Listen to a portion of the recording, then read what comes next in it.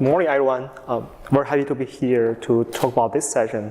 We're going to do a deep dive into a new feature we contributed from Uber and made it available in the OpenSearch 3.0 release this year.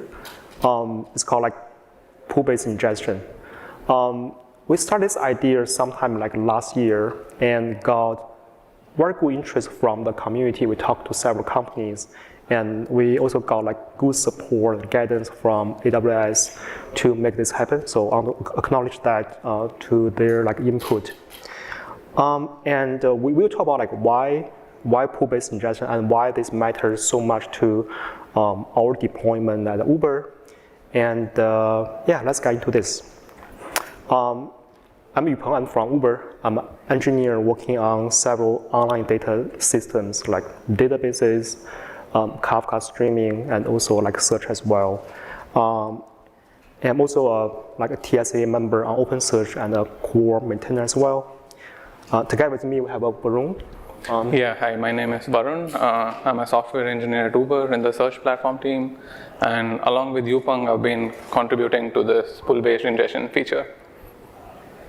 Cool. So a little bit about like Uber. I think many of you may have attended several sessions like at the summit and may have seen slides like this from other talks as well about like Uber and what we do and why search is so important as a pillar to our core functions.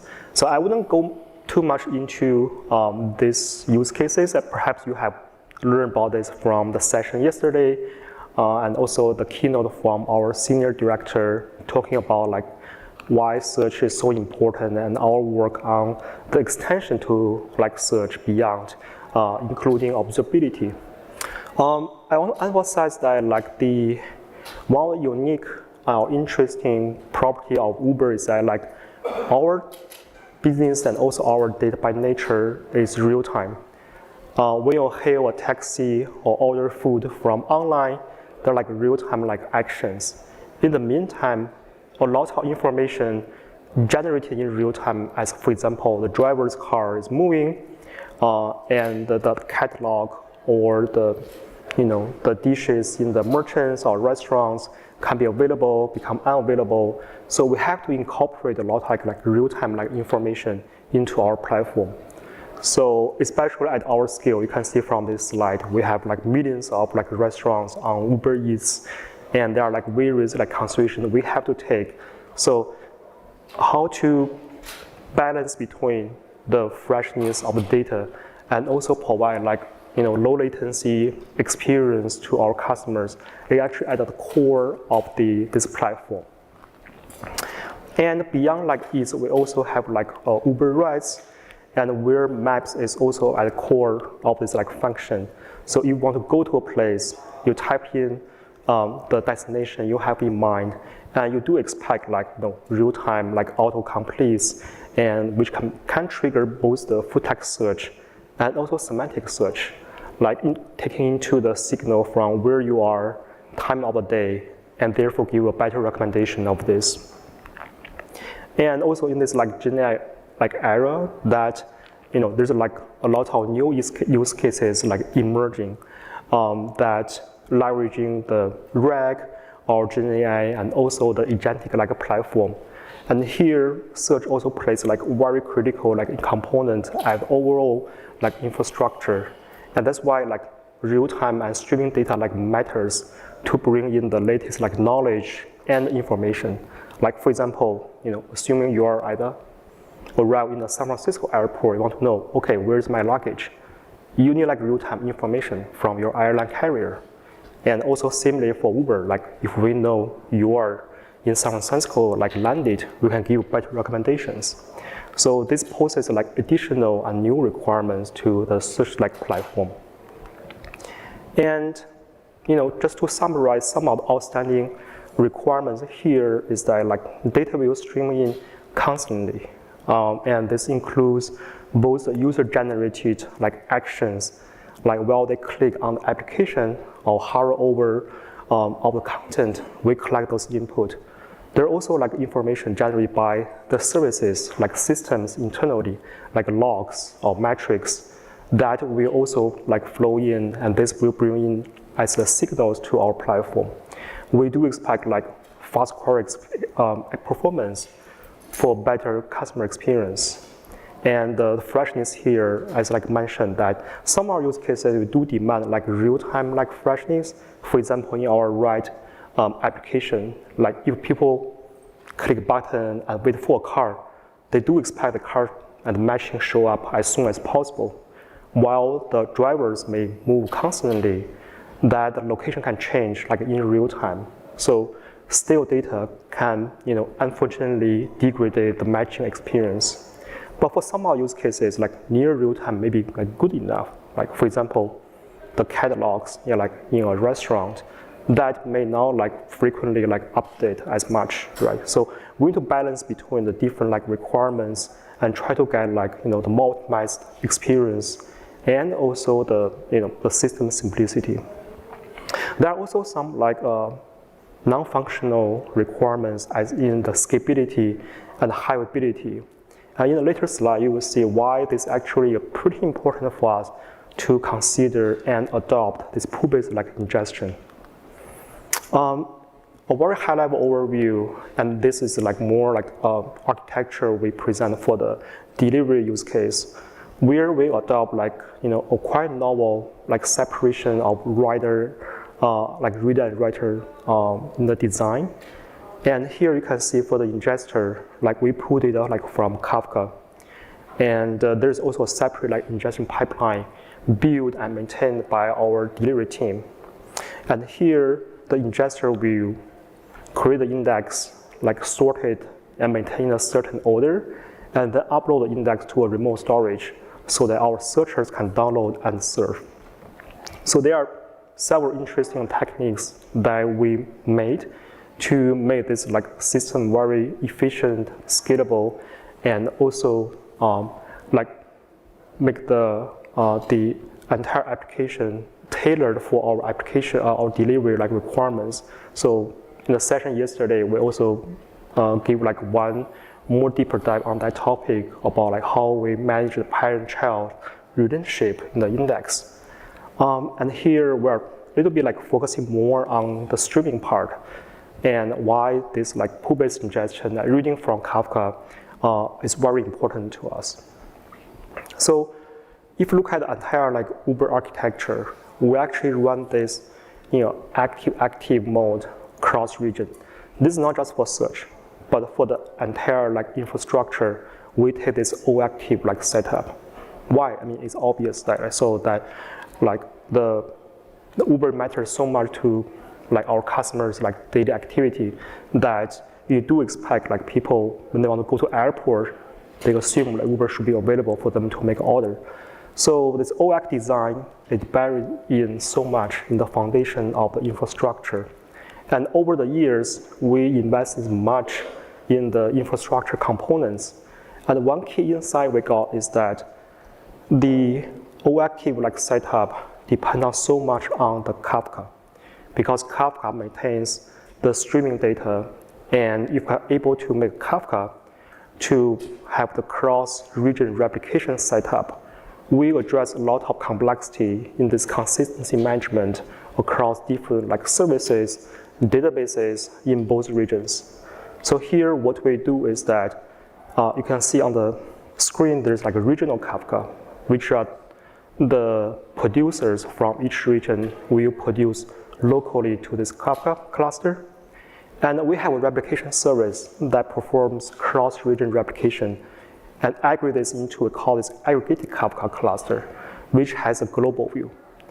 And then, like for search or other systems, which are like direct source of this like Kafka stream, they can provide the global view and use this global view for serving. So here, particularly for the delivery like a problem, like we do expect the regional consistency between two regions, so that like when an incident strikes, let's say one region is down, we're able to fail over the traffic and application to the other region. And then from application perspective, they will have a very seamless experience that do not see like inconsistent view of data. So here given the Kafka is a strong prerequisite for us to build this cross-region consistency like solution, like we do need systems to be friendly or be able to consume Kafka. And this actually applies to many microservices we see like at Uber. And we build multiple like infrastructure components to make that more efficient and effective for our customers to adopt. And this all even goes beyond microservices. We change and customize technologies, like for example, search in this case, to be able to have the native integration and capability to read from Kafka data. Another like lesson we learned over the year is that for cutting-edge technology and domain like search system, we have to be able to keep the pace with the industry and the innovation. So you may have seen this slide as well, like about like this product Sunrise, that we want to contribute and work with open source community and contribute our innovations to the open source project. And that's how we made the decision to contribute our innovations of modern architecture from the internal search platform into OpenSearch. And last year we made an announcement that Uber will join this OpenSearch Foundation. And over the year, we made multiple contributions to the OpenSearch. Like on the first day of this conference, like our team talked about like gRPC contribution, and this pull-based ingestion is another like good example. So yeah, as I mentioned like earlier, there are multiple like benefits we can see from this like pull-based like ingestion like setup to be able to support all active like setup I mentioned. And also we are able to smooth the ingestion specs, like because we're able to decouple the producers from the consumers, so that like when they're like heavy ingestion like through going through this Kafka, that like the consumers can pull the messages at their own pace with their own like throughput without compromising the latency. So with those, let's get into the details of like how this is possible on design. I will hand over to Varun to talk about the interesting architecture and technical design. Yeah, thanks, Yupeng. So we'll now look at the technical aspects of pull-based ingestion. So this is the agenda for the rest of the talk. So we'll look at some of the features or requirements for pull-based ingestion. Then we'll come to the high-level architecture.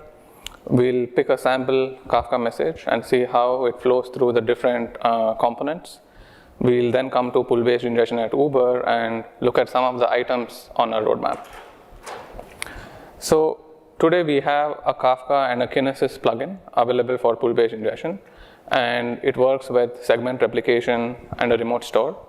And today we support full document upserts with external versioning. So before we dive deep, let's look at some of the concepts and terminologies across the streaming systems and OpenSearch API. So the collection of events, we refer to that as the Kafka topic, and in Kinesis as a stream. And in OpenSearch, we refer to these as the streaming source. So these are then divided into Kafka partitions. In Kinesis, we have shards. And in OpenSearch, every shard will be consuming from one Kafka partition or a Kinesis shard. And then we have the unit of data, which is referred to as messages or records. And then we have the unique identifiers within a partition, which we call as a Kafka offset. And in Kinesis, we call them as sequence numbers. And in OpenSearch, we refer to them as the shard pointers. So coming to the high-level architecture, so the green boxes that you see are the existing OpenSearch components. The purple ones are the ones that we have introduced newly for pull-based ingestion. So on the top, we have the streaming source, which is either Kafka or Kinesis. And then within the OpenSearch node, we have an engine. And for pull-based ingestion, we introduce a new variant of this engine called the Ingestion engine. So this engine also holds a stream poller. So this is a consumer implementation, which is capable of reading the streaming source and then indexing the data into Lucene. We also have a new ingestion plugin interface, which serves as an extension point. So we can extend this and support different streaming sources. So today, the Kafka and the Kinesis ingestion plugins extend this interface. And coming to the data side, so in the index data, we have a couple of additional metadata that we add, mainly the offset information. And we also have something called a batch start pointer, which we save along with every commit. So we'll be coming to this in the coming slides. So let's now look at what happens when we send a create index request. So on the left-hand side, we have a sample create index request. So it's a put request. It defines the index settings. We have the index mappings. And within the index settings, we have an ingestion source. So this is something that we have introduced newly. So this defines the type of the streaming source. So here it's a Kafka topic. And it also defines the topic name and the server details. So this create index request is sent to the OpenSearch node. And within the node, we have the indices service that accepts and processes this request. So it will create the index and the shards. And as part of the shard creation, we initialize the engine. So here we have the ingestion engine that's created, which then creates the stream poller. And immediately it starts pulling data from the streaming source and indexing into Lucene. So now that we know how a pull-based index is created and how we start pulling the data, so let's take a sample Kafka message and see the different components that we have and how the data flows. So the first component is the streaming source. As we discussed, it's a Kafka or a Kinesis. And it's usually a durable messaging system that replaces the translog for recovery. So unlike traditional OpenSearch, where we have the translog, so pull-based ingestion does not rely on a translog. But if for some reason your shard is down and you want to recover, we look at the existing index and we identify the offset from where we want to replay, and then we rewind and replay to recover the lost messages. And every OpenSearch shard has a one-to-one static mapping with the Kafka partition. So for example, if you have an index with two shards, shard 0 and shard 1, shard 0 will be reading from Kafka partition 0, and shard 1 will be reading from partition 1. And on the right, we have a sample Kafka message. So it defines the document ID and the source within which we have all the different fields that we want to index. So the next component is the stream consumer. So this holds the implementation for the consumer, either like Kafka or Kinesis. And it has an infinite loop which periodically polls data. So we consume the messages in batches and then do some validations. And as part of the validations, it also tries to check if a message has previously been processed. And if at all we have a message that's already processed, we try to skip it and avoid duplicate computation. So it tries to ensure exactly once processing of the events that way. And once the validations are done, it writes the batch of messages into an in-memory blocking queue.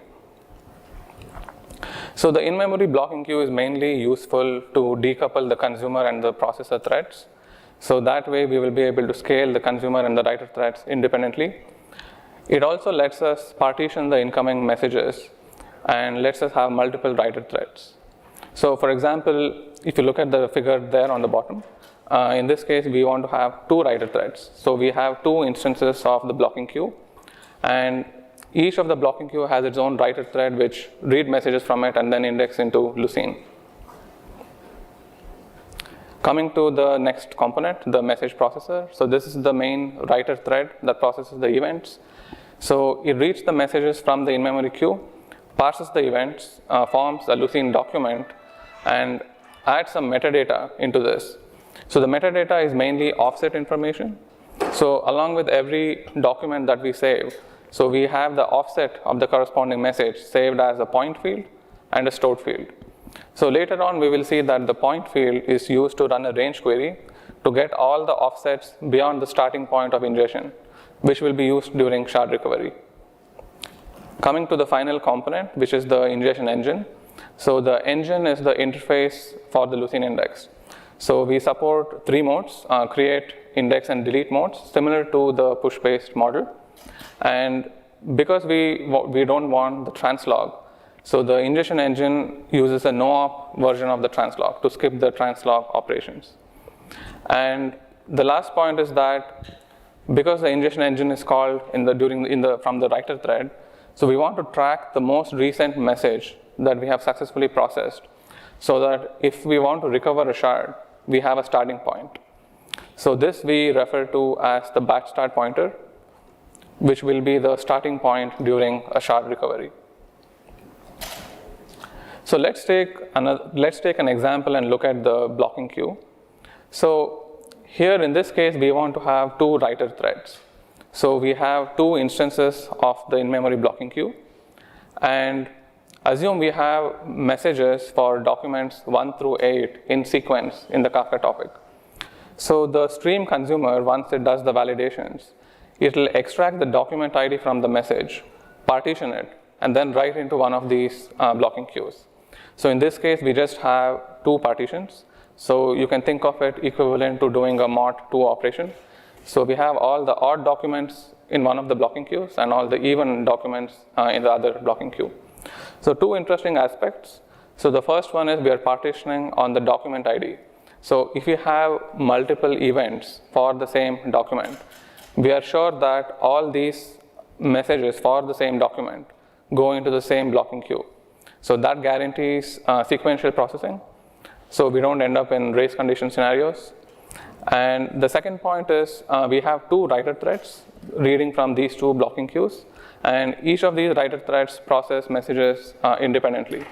So we can have them process messages at different paces. So if you look at writer thread 1, it has successfully processed document 1 and is right now on document 3, whereas writer thread 2 has already processed 246 and is right now at document 8. So when you have this scenario, if for some reason the shard is down and you want to recover it, the most recent message that we had consumed previously is document 8. But we can't resume ingestion from that because document 3 also has not been processed. So what we do is at the writer thread level, every writer thread tracks the most successful message that has been processed and also the current message that is being processed. So here writer thread 1 knows that document 3 is something that it's processing, and writer thread 2 is on document 8. So whenever the ingestion engine creates a commit, it consults all the writer threads and then gets the current message that it is processing and takes the minimum of these and stores it along with the commit as the batch start pointer. So in this case, we have 3 and 8, and the batch start pointer that we store in the commit would be 3. So taking a deeper look at shard recovery, so we spoke that with every document, we store the Kafka offsets for the most recent message that was processed. And along with the commit data, we store something called the batch start pointer, which we just discussed. And when a shard is being initialized, we run a range query and try to get all the offsets in our index beyond the batch start pointer. So this will be used to avoid duplicate processing. So let's look at this by taking an example. So we have one Kafka partition with 3 messages. We have a primary shard and a replica, and the replication happens here via the remote store. So we start off by processing message M1, and assume we successfully process message M1, and then we have a flush operation. So M1 is now uploaded to the remote store and is persisted and is also visible on the replica. So then we move to M2, we move to M3, but at this stage, note that M2 and M3 are not available on the remote store yet. So now the primary shard goes down, and because of that, we have to promote the replica to a new primary. And as part of this replica promotion process, we initialize the engine. So the replica will be using a different engine, not the ingestion engine in our case. So we reinitialize it and start using the ingestion engine. And as part of the ingestion engine initialization, we look up the latest commit and retrieve the batch start pointer. And then we run the range query beyond the batch start pointer to get all the offsets in our index. In this case, it's empty because there's no data available beyond M1. And then we resume ingestion. So once the new primary comes back online, we replay message M2 because that's the batch start pointer, and we process M2. And then we move to M3 and process the remaining messages. And finally, if you have a flush, we have all the data available in the remote store. So taking another example, focusing on the range query aspect. So if you look at figure 1, we have one partition. We have 4 messages. And assume we start ingestion from M2.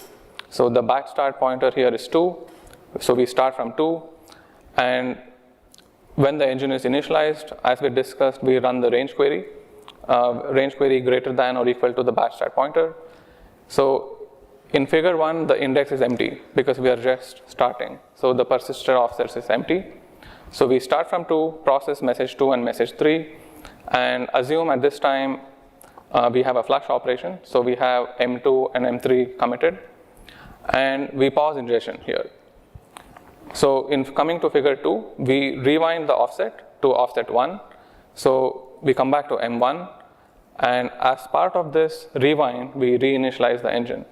So now we have the batch start pointer as 1. Because we are reinitializing the engine, we run the range query again. So the batch start pointer is 1. So the offsets beyond 1 available in the index is 2 and 3 in this case. So coming to figure 3, we resume ingestion. So we process M1. We come to M2. We realize, okay, M2 is already there in the persisted offsets. So we skip M2. And similarly, we skip M3, and then we arrive at M4, which has not been processed. So some other features of pull-based ingestion. So we support external versioning at the document level. This helps us prevent out-of-order inconsistencies. So we can have, when using a streaming system like Kafka, it is possible to have out-of-order scenarios at multiple layers. For example, depending on the kind of producer that we are using, and the retry policy that we have, maybe you're writing a batch of messages and some of them fail and you end up retrying. So that results in out-of-order events in the Kafka topic. And as Yupeng mentioned, we also do cross-region replication.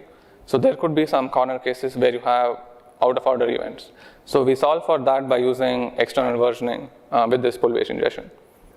And we have an example there. So you can set the external versioning by setting the version field in the Kafka message. So coming to error handling, so today we support 2 modes of error handling. We have a drop and a block policy. So the drop policy basically drops a message if there is any failure. So if you don't care about the message, so you can drop and then proceed to the next message using this policy. But if your use case cannot do that, so then we have a block policy. So if any errors are encountered, we retry that message indefinitely before moving to the next message. We also have a bunch of ingestion management APIs. So we have a pause ingestion API. We have one for resume. And optionally, as part of the resume operation, you can also reset the offset. So you can set a new offset, either back in time or a future offset. And we also have a get current ingestion state API for getting the current state. So the reset option here is very useful because, for example, if you have an outage and for some reason you have a huge lag buildup and you want to skip that lag, so you can use this API to skip to the latest offset and catch up the lag faster. So coming to pull-based ingestion at Uber, so the main point for us is we want better resiliency. So we want to have message replay and recover capabilities. So as Yupeng previously mentioned, it helps us decouple the producers and the consumers.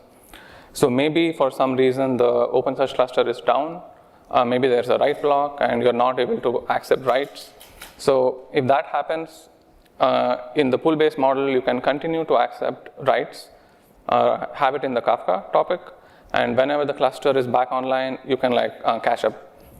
And also, as shown in the screenshots, if you have a spike in the writes, in the traditional push-based model, it ends up in failures, maybe because the thread pool is saturated.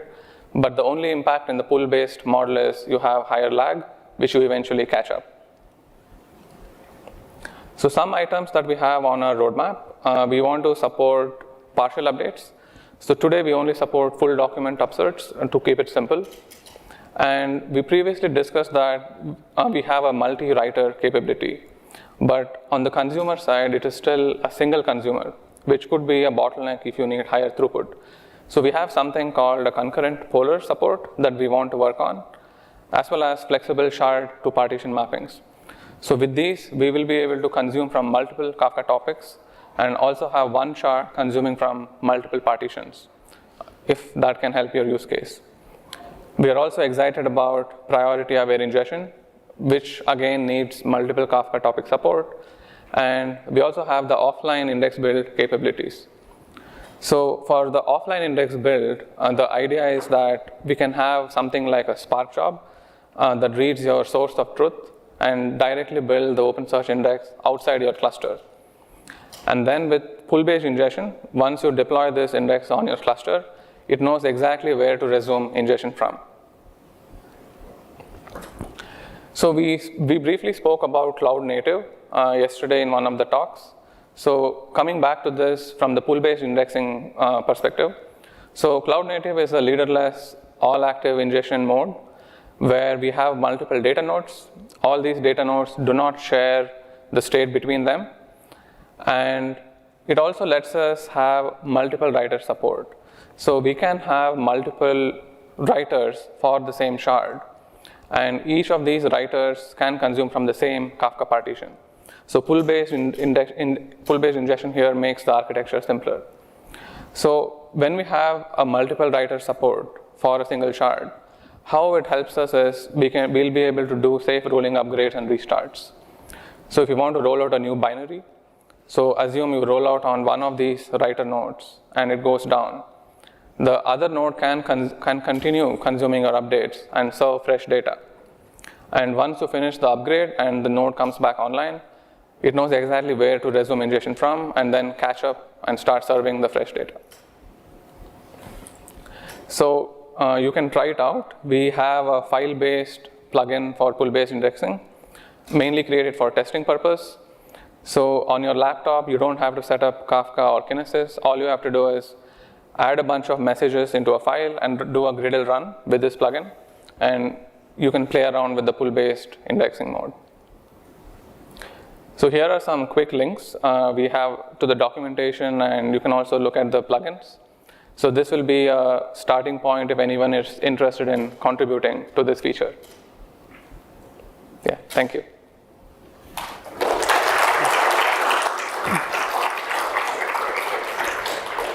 Yeah, we are open to questions if anyone has any. Yeah. Yeah, thank you for that. That was really interesting. I was wondering if you have some performance numbers to share with this, your pull-based ingestion with and without that you run or that you can share, especially for indexing latency. Right. So we have tried the benchmark on the event log data that we have in the OSB framework. So what we found out is that when you have multiple writers, it can do today about say 35 to 40,000 messages per second per shard from a single partition. But as we spoke today, although we have multiple writer support, we still have a single threaded consumer. So the bottleneck is today on the consumer side. So for that reason, whenever we hit the limits, we plan to have a concurrent polar support. So you will be able to utilize multiple partitions as well as multiple topics. Yeah. Do you have some numbers on indexing latency that you have without pull-based ingestion and with pull-based ingestion, just from the indexing perspective? So I don't have latency numbers, but it should ideally be faster because we no longer have a translog. So it's a pretty lightweight operation where we just hand off to the Lucene index writer and index the data. But coming to the push-based indexing, because there's no limitation on how many threads you can have, so you can keep sending concurrent requests till your thread pool is saturated. So from a throughput perspective, maybe the push-based supports a higher throughput today, but the advantage of pull-based is you utilize the resource more efficiently. Thank you. Yeah, I have one question is about the schema, message schema in Kafka and in OpenSearch index. Does those two need exactly match, or you have some transform layer in the index? You mean the index mappings? Yeah, so today we have static mapping. We don't support dynamic mappings. So whatever fields you define in the index mappings has to be given under the Kafka message source. So if you do give additional fields, I think today it does index it, but we don't update the index mappings. Like we don't do a cluster state update of the index mappings. So you won't be able to query them. Yeah. So on top of that, so we also follow the same API format from the like push base as well, where you can think of like, hey, you have a batch ingestion. Then in the payload, you list like a number of like the actions, right? So here we use the same like field of operations that you can say update, delete, insert. So we carry those like definitions as well. Do you have any needs to evolve the index mapping, like add a new field into the existing index and then do bootstrap on backfill to backfill the value of this field? I don't quite fully follow. Can you repeat the use case or purpose of this? Yeah, usually it's for those experimental purpose. We want to add a new field into existing index and do something on top of that. Or how would we do that on pull-based index? It should be the same as the push-based. So you are talking about the schema evolution of that, yeah. So that's these two are like decoupled. So basically, you can still follow the same procedure, update the mappings, and then the messages in the cover like topic will be interpreted like correctly. So in fact, like internally, we also have the schema concept, and we build like certain guardrails, like to do the like validation, which is today is outside like OpenSearch, that before you publish to the cover topic, we do validation because we have the schema also stored. And we also do additional validation. For example, you are publishing like a vector, like we want to make sure the dimension of the vector data like matches the dimension defined like in the schema, right? So we do have like more advanced and sophisticated like validation today, but that's another like future like item on our list to contribute this like validation like into the open source core as well. So this will be a special handling on this, like you see on the side, this offside on this Kafka topic, right? Because there's a new version there, and the data is different. Yeah. So internally we do have this schema versioning, that concept as well, and we actually have different like modes in the sense that like for certain like producers, and our schema validation service can in a more or stricter mode that we want to check the version number from the produced message to see if it matches with the schema we define, right? Or we can also have like more graceful or like mode that will be able to tolerate like backwards compatible changes. For example, for a new field introduced, and we don't have to fail this, we just can ignore this if the schema does not capture it, right? So depending on our internal use cases, we provide this flexibility for the application owner to decide. Thank you. So you mentioned about OCC for out-of-order messages, right?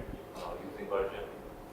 How does, I mean, do you have custom logic in the Kafka records where you supply this version information, or is it something natively built into Kafka and then handled in the OpenSearch? So my question is maybe on, there is some sort of transformation happening in the OpenSearch, or you're already pre-processing that information while putting into the producer.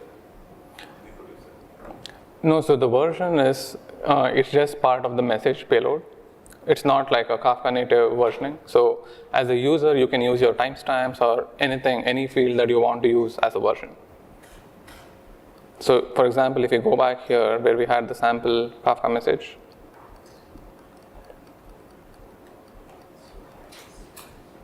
oh, I think it's the word later.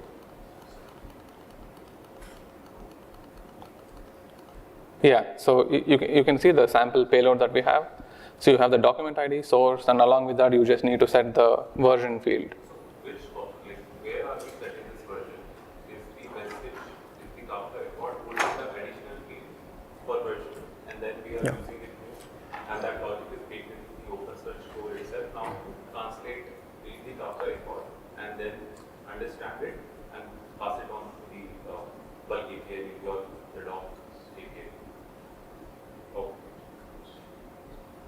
Yeah, it's part of the Kafka payload directly. So the OpenSearch will then, once we consume this message, we parse it.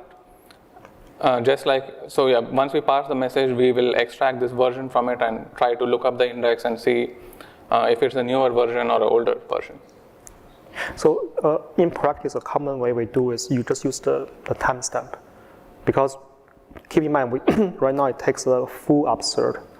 So that means like we will just interpret your latest state as a full state, right? So that's why auto order is less a concern, because we do not have the partial upsert support yet, right? But once we get into the partial upsert, then yes, then there are certain implications we need to think about, like say, hey, you have for this field, you want to increment this value by 5, right? And then we do need like field level, like versioning to resolve these implications, right? But that's still in our like roadmap. So I'm assuming the doc ID has to be passed to that case, right?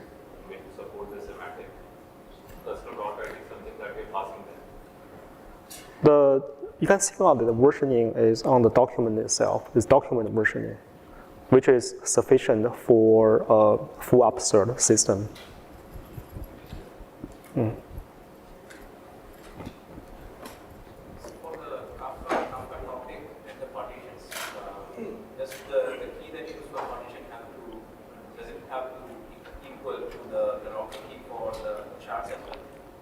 So that they go to the same node and you don't need to do routing from the node? So today it is a static mapping. So I think we had an example. So if you have a shard 0, it always reads from partition 0. So here the sharding is external, unlike the traditional push paste, where you do the sharding, you decide the shard and write it into the respective partition. And you can be sure that the corresponding shard will be consuming from that partition today. So for instances where you might need to scale up and split a shard, do you have to handle things like that? Yeah, today I don't think we do shard splitting, but yeah, if you do need to split, then you will need to start consuming from a different partition. Yeah, so the resharding is going to be like more disruptive like operation that has to be coordinated with the like application owner as well. So that's like something also on our like roadmap to see how we can better allow the dynamic like mapping on the partitions.